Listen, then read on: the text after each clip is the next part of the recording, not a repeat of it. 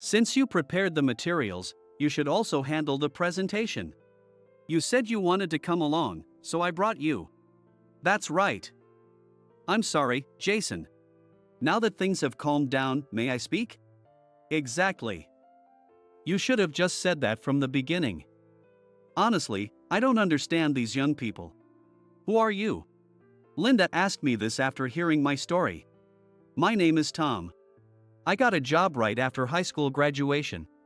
I enjoy talking to people and believe that a career in sales is my true calling.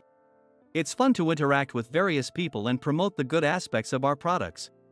Instead of forcing sales, I introduce what the customers truly need and facilitate the transactions. That's how I do it. An opportunity led me to join my current company. I am Tom, and I've joined the company today. Nice to meet you. Kind colleagues welcomed me with warm applause as a new member. I was determined to do my best at this company. But 2 months later, my resolve wavered. Don't you even know this? Research it yourself before you're asked. I'm sorry. Could you show me the template if it's not too much trouble? It seems different from what I used to use. Prepare it yourself. Don't rely on others for everything. That's the problem with newbies. These words were spat out by Jason, my manager. I heard that Jason graduated from a prestigious university and doesn't really appreciate those who joined the workforce straight after high school and midterm employment. Moreover, he seems to be lenient with female employees but strict with males. Having caught Jason's attention, I was being called out and berated daily. A guy who can't even do his job properly has no right to argue with me. Just follow my instructions. I understand. I'll prepare the template myself. That's what you should have said from the start. As I sat down, Jenny whispered to me from the next seat. I'm sorry if this is because of me. It's not your fault, Jenny. Don't worry about it. I caught Jason's attention a week ago. I found Jason, who had been persistently inviting Jenny to dinner, and I warned him. Jenny has thanked me several times, but Jason's harassment started the next day. Honestly, I'm not too bothered, but it's problematic when it interferes with daily operations. I'll send you my template. Thank you. While I find my job enjoyable, Jason's pointless scolding is just a waste of time. But if I point that out, he'll probably get angry again. One day, when I worked as usual, Jason suddenly approached me. We're going to a business meeting, so get ready. He said that. Where are we going for this business meeting? It's at Company X. They're a major player, so tighten up. The business meeting involved Jason, and I had never even been to that company before. Having helped Jason with his work on numerous occasions, I was familiar with the content of the business meetings. But I didn't think I could be of any help if I went along. Are you saying I should go along to learn? That's right. If you watch how I work, you'll improve too. If you understand, then hurry up and get your stuff ready. Watching Jason smirk, I had a bad feeling. Understood. Knowing I had no right to refuse, I packed my things and headed to the client with Jason. When we arrived, Jason put on a friendly laugh and a smile, shaking hands with the business partner. Thank you for giving us your time today. I hope we can do business together in the future. I had never seen this side of Jason before. Being a manager, maybe his communication skills were indeed high. About today's discussion, could I let this guy handle it? I nearly blurted out what, but managed to hold it back. He just wouldn't stop asking to do the negotiation himself. This guy is a newbie, is that all right? Nice to meet you. I'm Linda. The woman who introduced herself as Linda shook my hands. I followed suit and shook hands with her. I looked at Jason with a troubled expression, but he pretended not to notice and ignored me. Jason, don't be mean. He's clearly struggling. Ah. Sorry. Training newbies is part of my job, you know. I understand that, but he's very nervous. Maybe a major negotiation was too soon for him. Sorry about that. Then just watch me closely. Jason started talking proudly. While blushing slightly, he is grinning. He probably had a crush on her. May we proceed with the discussion? Of course. I hope we can do business together in the future. With that, Jason took out the documents and began the negotiation. As time passed, an indescribable atmosphere enveloped the room. So, that means this would increase the profits by. Could I ask for specific figures? In this case, how much would the profit increase by? That would be around 5% to 15%, roughly? Between 5% and 15% is quite a difference, don't you think? Well. I'll explain that in detail later. Then the next document is over here. No, wait, is it this one? Jason fumbled through the papers, clearly flustered. Unable to watch him struggle, I asked, "Are you okay, Jason?" When I call out to him, a voice that sounds like a shout comes back. "You prepared the materials, so you should be the one presenting them. You said you wanted to come along, so I brought you. Why do I have to present the materials you created?" I was taken aback by Jason's outburst. I had never once said I wanted to come to this meeting. In fact, today I was brought here suddenly. Moreover, I hadn't prepared these materials. It seemed like Jason hadn't prepared them either. Because of this, he clearly didn't know what to say or in what order to discuss things. I worried that the big contract might fall through and that I would be blamed. So, I spoke up. "That's right. I'm sorry, Jason. Have things calmed down enough for me to speak? That's what you should have said from the start. Honestly, I don't understand these young people." Jason seemed relieved to be freed from the situation. Continuing the presentation in such a state was obviously impossible. Jason looked at me with a smirk. It almost seems like he wants to say, "Hurry up and try it." I wasn't supposed to be here today. I didn't know what the negotiation was about, and he probably thought I would embarrass myself. "Can we move on? We don't have all day," Linda said as she started to stand up. "Please, just give me 3 minutes of your time. Listen for 3 minutes, and if you think it's a waste, then I'll give up." Linda sat back down, seeming to reconsider. "If we think it's unnecessary, I'm sorry, but we might have to reconsider future transactions." "Of course." With that, I pulled out the materials from my bag. I opened my laptop and began the negotiation. Jason looked at me with a shocked expression. He seemed to wonder why I had the negotiation materials.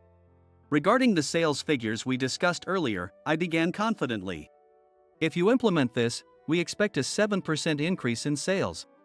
"Where does this 7% figure come from?" "Please take a look at this chart," I said. "As you can see from this calculation." Linda watched me intently as I smoothly answered her questions. Occasionally, she threw in some tough or tricky questions. It's okay, though. That question was anticipated. By considering what I would want to know if I were in her position, I was ready with the answers. "Who are you?" Linda asked after hearing my presentation. "He's just a new employee. I've been working hard to train him since he joined as a mid-career hire. When he first came in, he really couldn't do anything." As Jason chattered away gleefully, Linda stepped closer to me, cutting him off. "I'm asking Tom a question right now. Could you please be quiet for a moment?" Jason fell silent at her request. "Yes, really, I'm just a new employee who joined mid-career," I explained. "Jason has always been a great help to me." "That's right. You should be thankful. It's thanks to me that you've come this far." After looking back and forth between me and Jason, Linda finally said, "I would like to proceed with our transactions in the future." "Really? However, there is a condition. When you come, please come together, the two of you." "What? Why is that?" I am surprised because I don't really understand what Linda is saying. But Jason is even more surprised. "It's because you two work so well together. I would really like to work with both of you." She smiled warmly. "Jason must be a good mentor, right? He seems very promising." At that moment, Jason's face turned bright red with pleasure. It was clear now, he was quite taken with her. "That's right. I'm always guiding him. And thanks to that, he's grown into such a capable person. Then we will make sure to visit together in the future. Just watch my guidance, Linda." After saying she looked forward to it, she turned her gaze towards me. Her eyes seemed to say that she understands everything. They have a piercing intensity as if to declare it. "I look forward to meeting you again. The pleasure is all mine. I look forward to our continued partnership."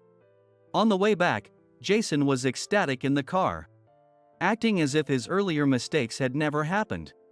Then, he gleefully bragged to me about being praised by Linda. Isn't it great to be praised because of me? Which part was thanks to Jason, exactly? Was it for dragging me to the meeting unprepared? Or because he let me handle the negotiation? It turned out okay in the end, but it could have easily been a disaster. By the way, why did you have the documents prepared yourself? When I had some free time, I used to look over your negotiation documents. I would think about how I would handle it, almost like mental training in creating the documents. For a good-for-nothing like you, it's surprising you had the time. If you have that much free time, I'll make sure to give you even more work from now on. Jason said, laughing. Honestly, if asked whether I had the time, absolutely not. But dealing with Jason's odd jobs was an everyday occurrence. As part of that, I had seen the documents for this big negotiation. Given it was a major negotiation, I prepared how I would discuss it, which proved useful today. I never actually thought I'd be the one to conduct the negotiation. At my previous company too, I always acted proactively. By doing so, even if I didn't attend the actual negotiations, my mental arsenal grew. And by reviewing various presentation materials, I was able to learn a great deal. You started working right after high school graduation, didn't you? Jason's voice snaps me back to reality. Yes, that's right. Why do you ask? People like you really have no choice but to start working right after high school, huh? What do you mean by that? Jason's tone, filled with malice, slightly irks me. The reason I started working immediately after high school was due to my parents' passing. They died in a car accident, and thinking of my younger sister, who was 5 years younger, I chose to work. My grandparents were very kind and told me not to worry about money. However, if I went to college or vocational school, my sister might feel obliged to give up her dreams. So, I started working right away. Thanks to that, my sister is now attending vocational school and working hard to get her childcare license. As long as my sister can pursue what she wants, that's enough to make me happy. Having started working right after high school and living a work-first life, I don't have many friends. But I don't think that deciding to start working early was a mistake. People like you who are useless can only start working right after graduating high school. Do your parents still exist? Why couldn't you go to college? Jason asked rudely. I honestly don't feel great about it, and I don't really want to answer. But thinking it would be more trouble if I lied and was found out, I honestly answer. My parents passed away in an accident when I was in high school. So I thought I'd start working right after graduating. Don't worry, there's no university for someone like you. Jason says, bursting into laughter. What do you mean? What have you been saying? Exactly what it sounds like. You're lucky to be working for a big company like ours. Though, I don't really understand why you were hired. Jason laughed loudly. It's been nearly 2 months since I joined, and Jason seems to think I'm incompetent. You really can't do your job, can you? What did you do at your previous company? Honestly, it's true that things are not going well at work right now. But the reason work isn't going well is because of Jason. He dumps menial tasks on me, preventing me from progressing in my own work. Sometimes he tells me the wrong times, causing me to be late to meetings with other companies. And the sales results I achieved are reported as his achievements. Rumors are even spread that I'm incompetent and always late. The colleagues working nearby, of course, didn't believe such lies. But the department next door and the upper management who only know Jason's side believed him. You were so lucky today, weren't you? Just so you know. Make sure you prepare the materials properly next time. I'm not helping you. Just so you'd better be prepared. Jason's declaration almost makes me sigh. But if I can keep up the good performance, maybe I can change the opinions of those around me and the upper management. Thinking this, I tackle my daily tasks with all I can muster. Jason continues to berate me. Why haven't you prepared the materials? We need them right away. But you said these materials are for use in a week. Don't make excuses, just make them. We have less than an hour left. Understood. As I sit down, Jenny pokes me sharply in the arm. When I glanced at Jenny, she showed me her computer screen. It's an email about the meeting being moved up a week. It didn't reach you, though. It seems he was accidentally left off the recipient list, she said, looking at me worriedly. It's okay, thank you. I think I can manage it in an hour. But this is wrong. I'll go and talk to Jason. I stop her as she starts to get up. If you do that, you might become a target, you know? But I'll be fine. Really, don't worry about it. Even if I'm treated this way, I thought proving myself with my performance was best. At that time, I truly believed it. The negotiations with Linda's company went well, and they said they'd continue doing business with us. If this could lead to bigger projects being entrusted to me, I might be able to prove my worth. Maybe then Jason would stop complaining? That's what I thought as I accepted the injustice. But 2 weeks later, one day. I guess I really am a genius. As I arrived at the office, Jason was laughing joyously. What happened? When I asked Jenny, she hesitated and then said, he landed a major contract, so there's talk of him being promoted. Hearing about the major contract, I had a bad feeling and went to Jason. You came late. The deal with Linda's company is completely secured, and they've decided to let me handle future transactions. The management has acknowledged that, and now there's talk of my promotion. Wait a minute. Wasn't I the one handling that negotiation? I had been visiting Linda's company several times, but Jason just sat there like a statue. I did all the preparation for the negotiation. Jason talked briefly with Linda last time. His conversation revolved around boasting, my training is excellent, or I created all these materials. This negotiation was all done by me. You plan to steal your boss's credit for yourself. Even though your daily work is mediocre, you excel at this kind of thing. Saying this, Jason gestured dismissively, indicating I should go away. I couldn't accept this and confronted Jason. Wait a minute. What about me then? Didn't I create the documents and accompany you on these meetings? Huh? I don't know what you're talking about. I did all the document preparation. You were just sitting next to me, weren't you? Hearing that, I nearly collapsed. No matter how hard I try here, my efforts might never be recognized as my own. If things go well, they become Jason's achievements. If they fail, Jason's mistakes become mine. As I thought this, a stern voice came from behind. What do you mean, Jason? It was Linda. She entered the office, smiling warmly at me. Linda! You're here today. What's going on? Jason suddenly started to panic. Anyway, I don't catch what you're talking about. The one who created the documents and gave the presentation was Tom, right? Hearing this, the room started to buzz. Linda? Please explain, Jason. No, I made all the documents, Jason stammered. And I was with him throughout the presentation practice. Jason fumbled, still spinning his lies. He had never created the documents, nor had we practiced the presentation together. When I had asked for presentation practice, he had refused. He probably thought he could blame me even if things failed. Do you really think such lies will hold up? Linda stared coldly at Jason with piercing eyes. It's true, right? Tom. I stuttered, unsure of what to say. I wanted to honestly say that I had prepared the documents and conducted all the presentations. But in such a public moment, calling out Jason could lead to unpredictable consequences. With that in mind, I hesitated to act. Do you think I am unaware of what's been going on? I can tell who created the documents just by looking at them. Your documents are always poorly organized, she continued. At that, Jason's face turned bright red.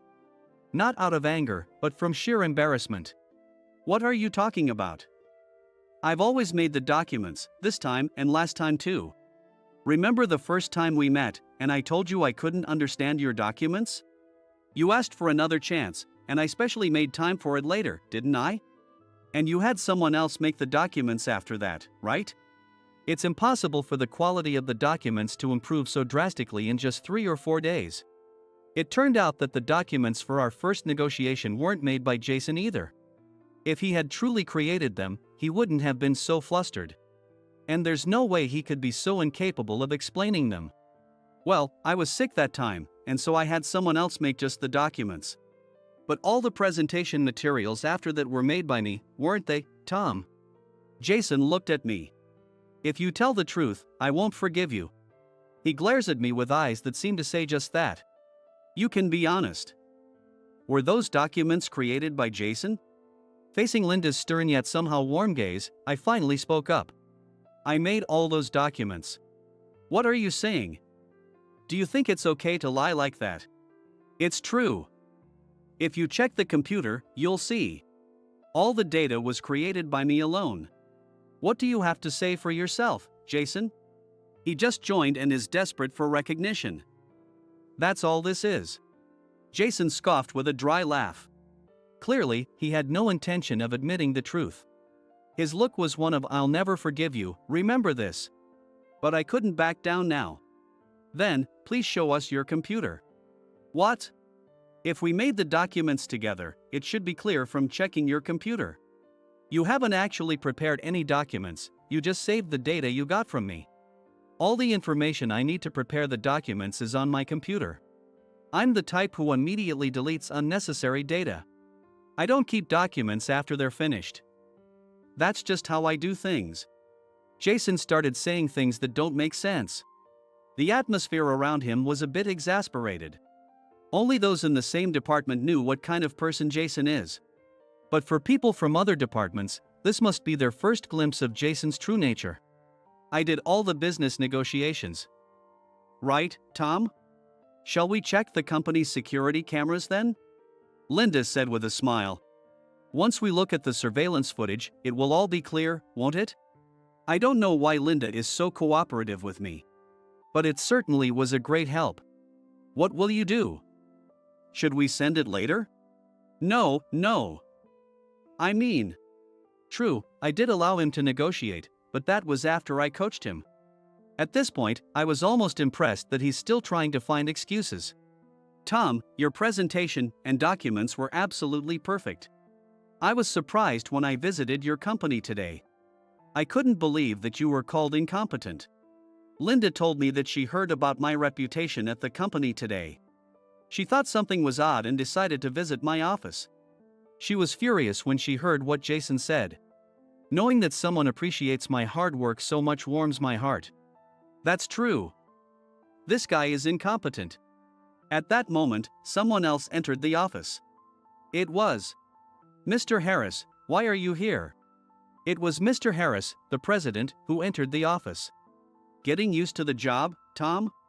Yes, I'm gradually getting used to it. I'm glad I headhunted you to join our company. But I'm sorry if you felt constrained. Mr. Harris apologized. I hurried over to him. Please don't apologize, Mr. Harris. Jason's face turned pale as he watches this exchange. And then he asked in a trembling voice, "Do you two know each other?" I was headhunted by Mr. Harris while working at my previous company and joined the current company.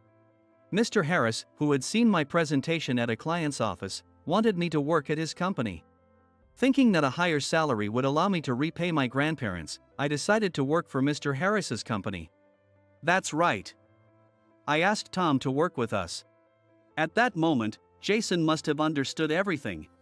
He began to apologize in a rush. I didn't know that. I'm terribly sorry. If you had told me it was Mr. Harris's referral. Knowing it was his referral would inevitably raise expectations around him. Depending on the situation, it might even increase jealousy. And the thing I hated the most was the possibility of being thought to succeed just because I was close to Mr. Harris. I kept the truth secret, not telling anyone. I never imagined it would be revealed in this way. But why are you here today, Mr. Harris? Actually, I've known Mr. Harris for a long time. You have a very talented employee this time, and I wanted to discuss that. I got nervous because we headhunted him, but it looks like he might be poached again. Not understanding the situation, I alternated my gaze between Mr. Harris and Linda. We really wanted you to work with us, Tom. Oh, really? Caught off guard by the sudden developments, I couldn't keep up. You might have had some bad experiences in our company, but I still want you to work here. You two knew each other too? It seems Jason didn't know that fact either. If they were acquaintances, it would seem likely they'd have continued a long-term contract.